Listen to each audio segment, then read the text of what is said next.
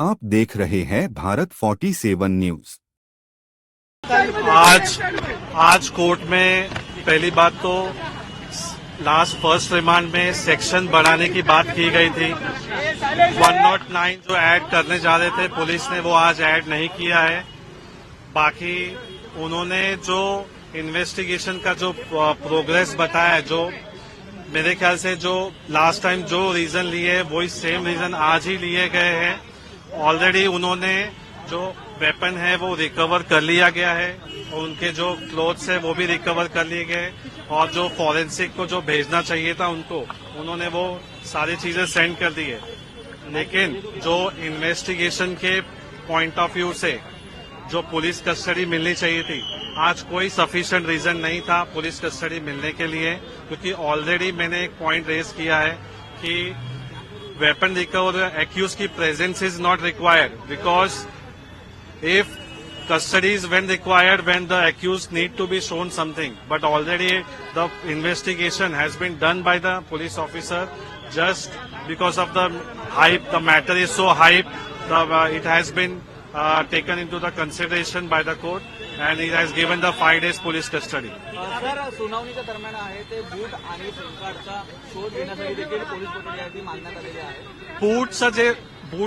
Boot का जो बोला गया है वो गलत है, क्योंकि देखो when he was arrested that time the police had visited to his house and already the search has been done. During that search entire clothes and every belongings of the accused had been seized and the accused was taken into the interrogation and that time everything has been seized. Now SIM card बद्दलही विचारलं गेलं, SIM card बद्दल तो माहिती देत नाही असं सांगितलं, नेमकं काय?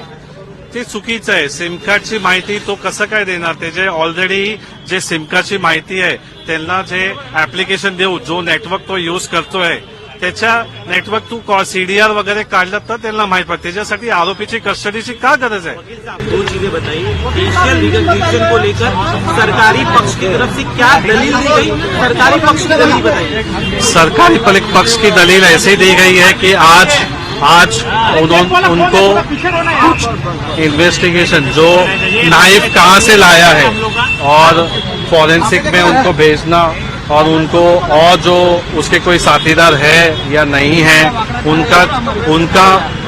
उनके पॉइंट ऑफ व्यू से इन्वेस्टिगेशन करने के लिए उनको ये दलीलें दी गई है। आपने जब एक मुद्दा उठाया कि उनके परिवार को इन्फॉर्म नहीं किया गया है, उस मुद्दे पर क्या बातचीत चर्चा हुई ये बताइए। देखो, as per the law the first when the arrest has been done तो immediately it has to be inform to the relative or to the concerned guardian about the arrest of the person.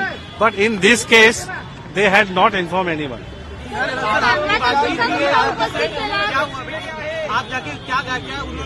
मैंने accused से अभी बात किया है और वो काफी घबराए हुए हैं।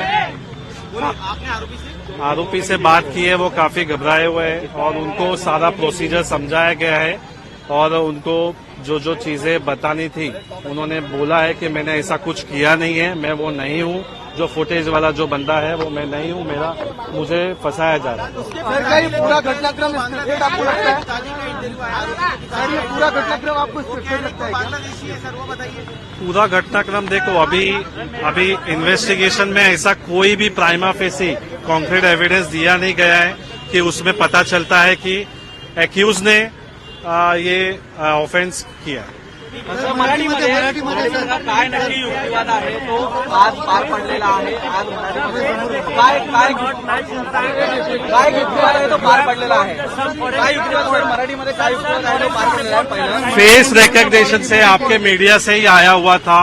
फेस रिकग्निशन से उसके आई, उनके जो नोज है, उनके जो बाल है वो बंदा है ही नहीं उसमें। सीधा आप भी देख सकते हो, फोटो से पता चला।